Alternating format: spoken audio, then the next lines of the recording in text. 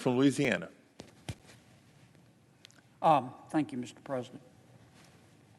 I would like to take a few minutes, Mr. President, to talk about two prominent Louisianians who are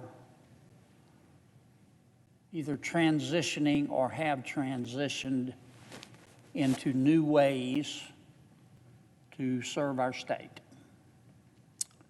And I'm not unbiased about these individuals, as you will shortly be able to tell. But I think most Louisianians who are fair-minded will agree with what I'm about to say. First person I want to talk about, and I've known both of these folks for a long time, is Rolf McCollister. Rolf did own, he sold a number of his companies. What did he do? Well, let me just say generally first, Rolf is a very astute and successful business person. He's one of the most prominent, if not the most prominent publisher in Louisiana. He started from scratch a periodical called the Baton Rouge Business Report. And from that, Rolf expanded. I mean, the list of his publications is very impressive. He started with the Baton Rouge Business Report. He publishes 1012 Industry Report, 225 Magazine, In Registered Daily Report, 225 Dine, Best of 225 this week. He also started a very important tradition, which is looked forward to in my state, called the Business Awards and Hall of Fame. He started the influential Women in Business, and he started the top 40 under 40 list to recognize some of our younger citizens. Rolf is retiring, effective at the first of the year. And despite all of Rolf's success in the business world, he's also a banker and he does other things, all self-made. Aside from his success in the world of publishing and journalism, the most important thing Rolf McCollister has is his passion. Now, he's smart, he's very intelligent, graduate of LSU, extraordinary character, very dependable. If you need something done, you go to Rolf. Trustworthy. But it's his passion that has most impressed me about Rolf McCollister. I first met Rolf in 1987. I knew of him, but I met him. Louisiana had elected a brand new reform governor, a former congressman by the name of Governor Buddy Roemer. Like many of our reform governors, Buddy was to serve one term. And when Governor Roemer took over, the state was a mess. We had, I think it was a $7-8 billion budget. We had a $1.1 billion structural deficit. When Governor Roemer became governor, we couldn't make payroll.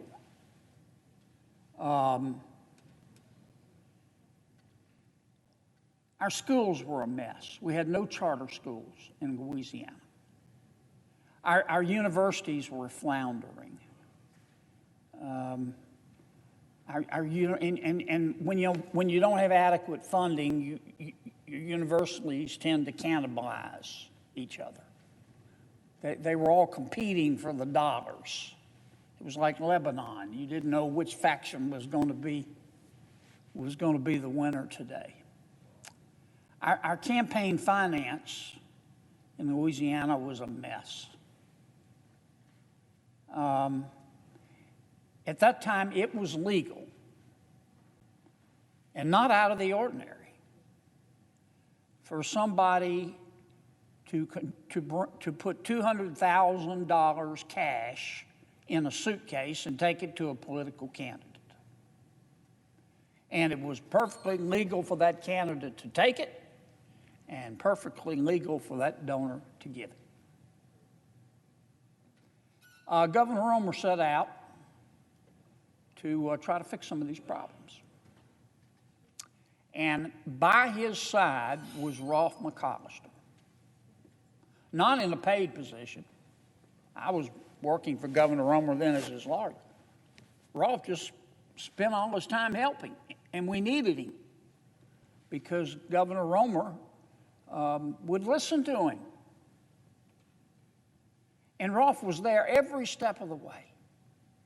And after Governor Romer got beat, Rolfe didn't stop. He's never stopped.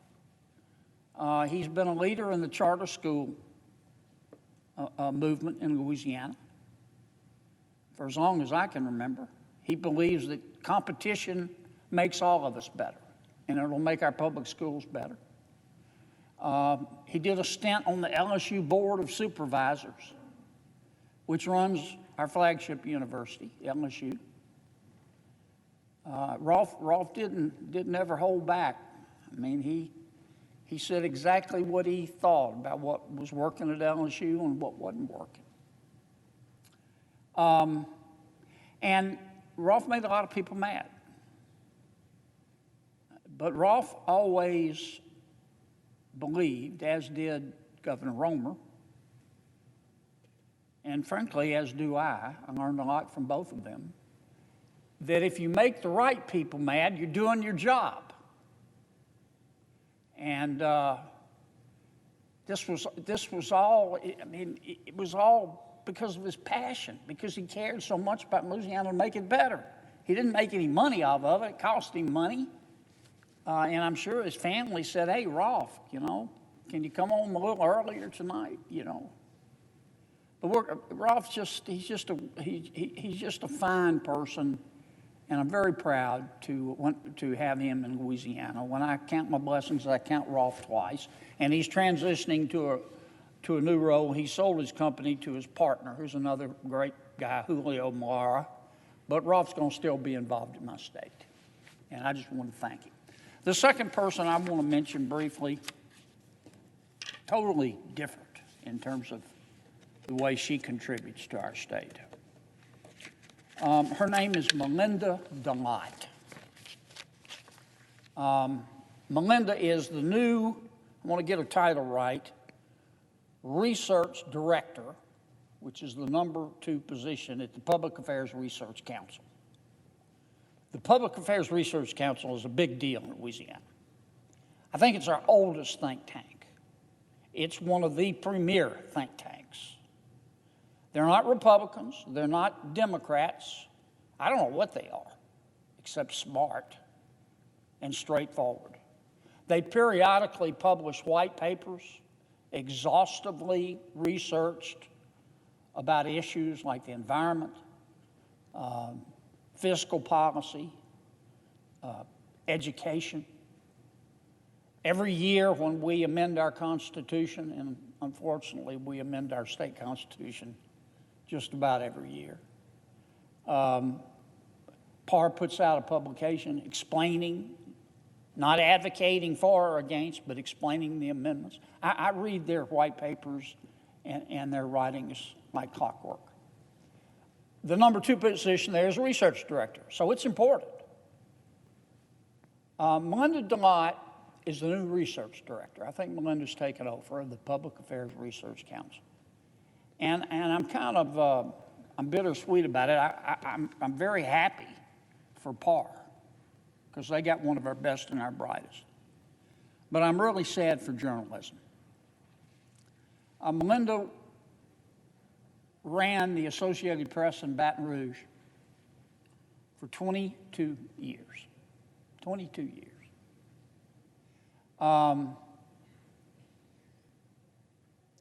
For me, the three things that you have to be a respected journalist. First, you've got to have brains. Melinda has brains aplenty. I'm not saying she's the smartest person I've ever met, but to paraphrase Coach Bum Phillips, the list she's on, it doesn't take long to call the roll. You've got to be willing to work very hard to be a successful journalist. And boy, Melinda has a work ethic. But you've also got to be fair. And Melinda DeLotte was, she's now at par, the fairest journalist I've ever dealt with. I don't know what her politics are.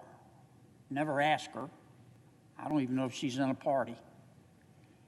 And I've been on the long end and the short end of some of her pieces. She was unspinnable. By that I mean it's not that she wouldn't listen. You could call Melinda. She was a great listener. You could sit there and talk to her and give her your speech for 20 minutes, 30 minutes. And if she wasn't on deadline, she'd listen to you. But I always got the impression it didn't do any good because she was so smart and so hardworking and so dedicated to her profession that she was just going to call it like she saw it. And she did. She did. She was not an agenda journalist. She was a real journalist. And I know, Melinda's probably not going to like me saying this because Melinda's the kind of journalist that if a politician praised her, it's like, I must be doing something wrong here, You don't want too much praise from politicians. But she's left her job, so I feel like I can do it. And she's gone on to another way of helping our state. I wish all of our journalists were Melinda DeLotte's. I wish all of them were Melinda DeLotte's. But anyway, thank you, Madam President. And with that, thank you, Rolf. Thank you, Melinda. Thank you both for giving so much to Louisiana. Madam President, I suggest the absence of a quorum. Clerk will call the roll.